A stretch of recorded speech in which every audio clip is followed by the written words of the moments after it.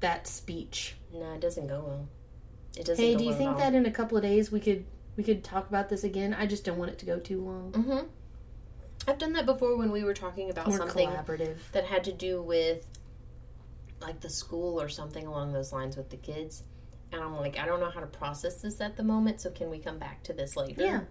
And that's fine. Like, sometimes I need to think about things and how I want to handle them. And so I'm like, I don't need a solution right now. Let's come back to it. I've got a little bit of a battle that happened right before I came over. Oh. And what happened was my husband ordered food. Mm. And then he said that there was a mistake and then we had to pay a little extra at the door. $3 because of where we lived compared to where the location was that they were delivering to. So like, oh, they called him and said, hey, you actually owe us $3 more. Okay, so we're going to pay him cash. Got it. That's all I heard. But I was circumventing this issue. He goes and takes a shower, Mm-hmm. and then they show up at the door. I've already said I have very high anxiety, especially when it comes to strangers. So I answer the door, and then I go into immediate panic mode because I don't know if I'm supposed to give them a tip. I don't know if I'm supposed to have money already, and I don't know where the money is.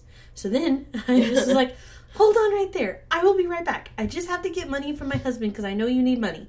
And then the guy just like awkwardly laughed, and then I shut the door in his face. And then I went scrambling looking for him, and I found him, and he was in the shower. And I was like, "Hi, there's a person here." And he's like, "Yes," and he goes, "I need money." He goes, "Well, it's over in my wallet." I go, "Okay, where's the wallet?" And then I'm like taking step by step, and I'm like panicking. I'm getting more and more elevated. Anyway, so fast forward, I get the money, $10 bill, and my husband yells out down the hallway, "Make sure you get him to break the tin." That's all I heard. I go, okay. So I'm breaking a tin. So what do? I take it to the man. I say, hey, can you break this tin? And he goes, sure. And he counts out $7. He gives it back to me for the $3 for the issue with the thing. Sure. And I go, okay, thank you for your time. Have a great day.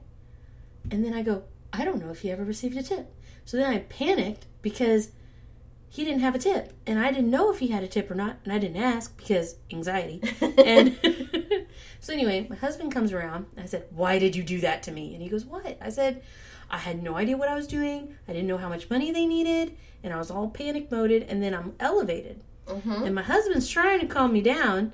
But I'm like, no, you personally offended me because you did not mentally prepare me to talk to a human. Right, like I needed you to like sit me down and run me through this. What were your expectations And I of said, me? so did he get a tip? And he goes, no, I was going to give him a 5. I go, well, you told me what was your expectations of saying break a 10? Did you expect me to just know the $5 of that was going to go back to the human?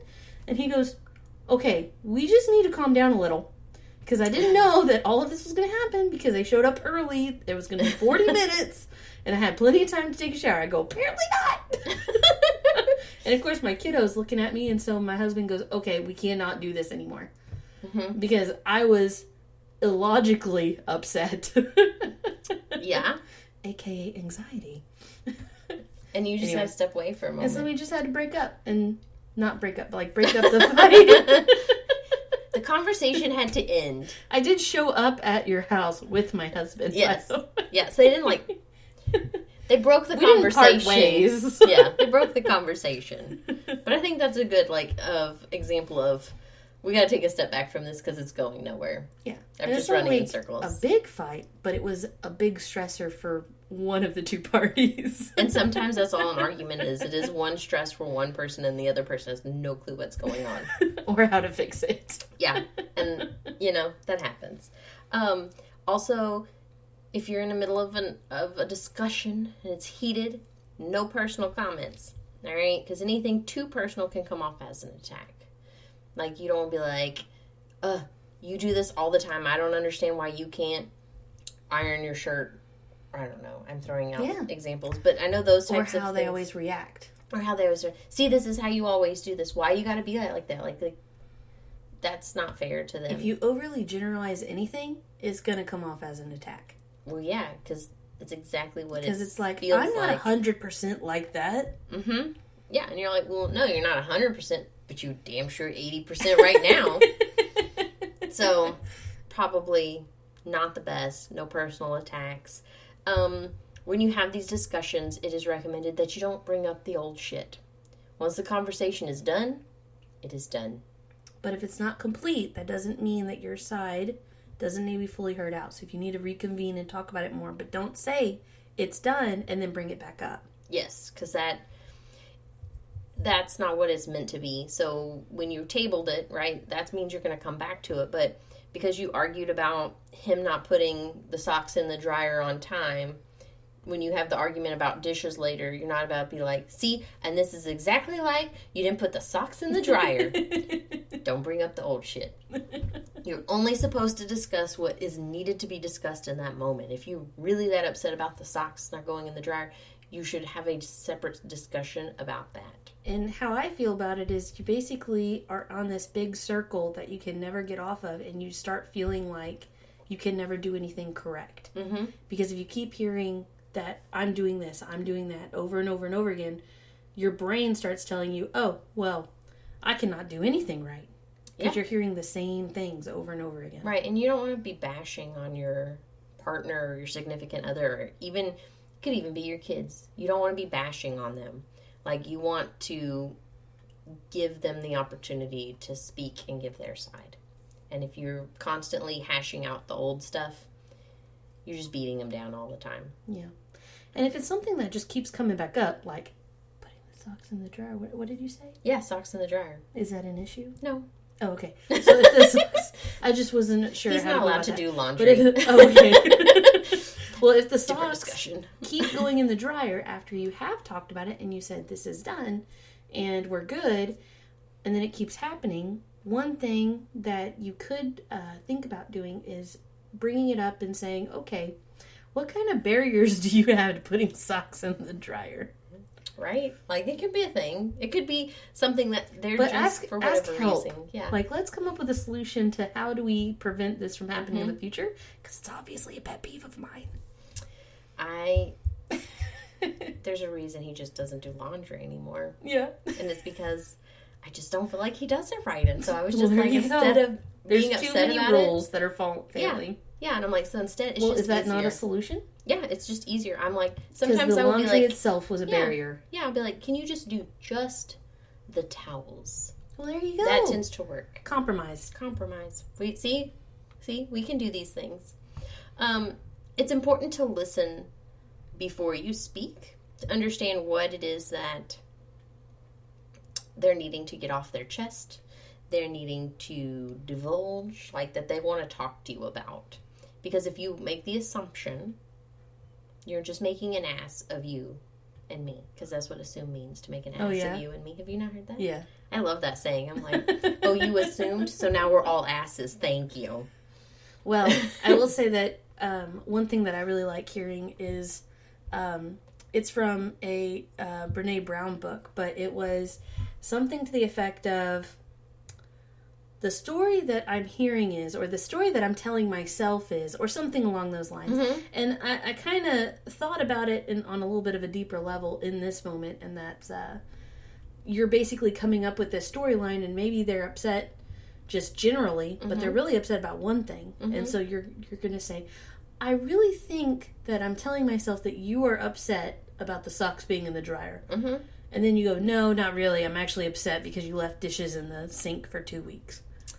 Oh, okay. That makes more sense. Right. So I like that because you're trying to discover what the issue is instead of just letting it happen. Because this is what I'm hearing.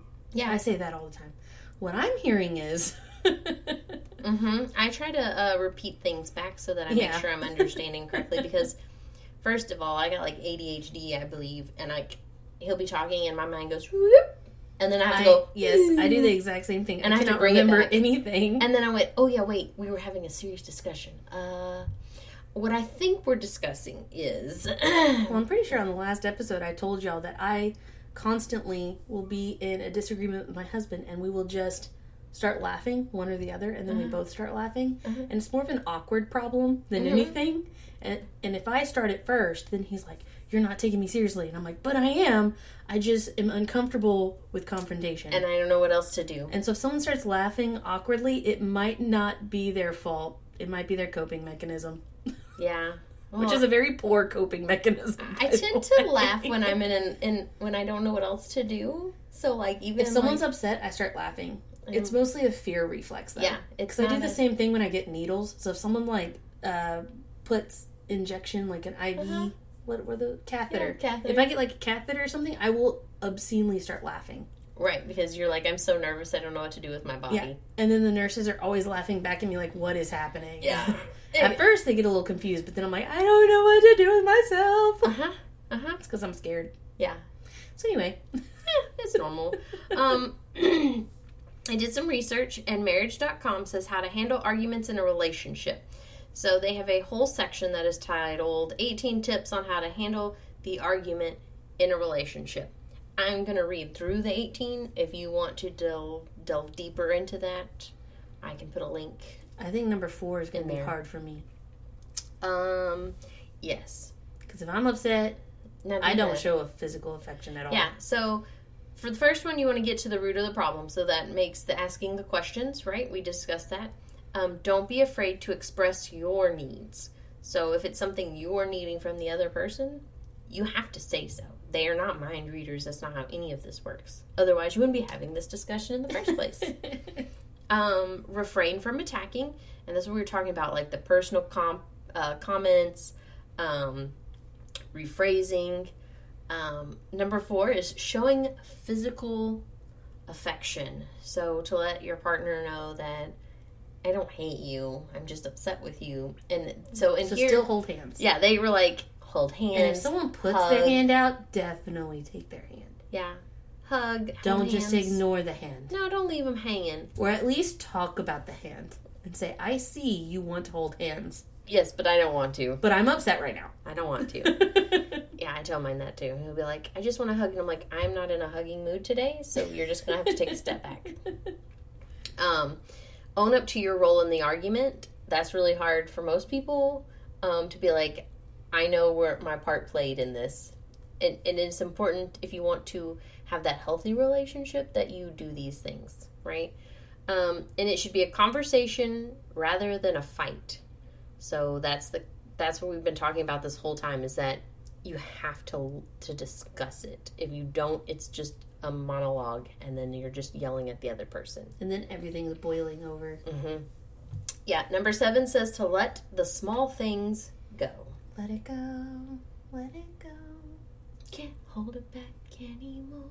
Anyway, too much TV. Notice how quiet we got? It's because we know we're not that good at singing. It says also, don't argue when you're in a bad mood. So I relate this to, as you should not go grocery shopping when you're hungry. It's or the same your thing. bra is not your favorite bra. Yeah. Don't. Yeah, if you're already having that issue. Is that a me thing? That is gotta be other people. Like, if I got the wrong bra on, I am not going to talk to anybody wrong. I think I've actually had that conversation with my husband. I was like, I'm not wearing my best bra today. It is. I just can't handle it, and I'm not happy, and I don't need hurt. This. Yeah, I just need to go get comfy. Can you just not? I just need to go get comfy. It says to set a goal, and I don't know that I've done this one when I'm in an argument to set a goal, but I'm sure there are situations where you could.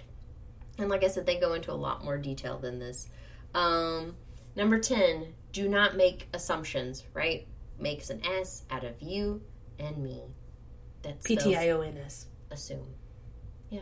I spelled the rest. Thank you.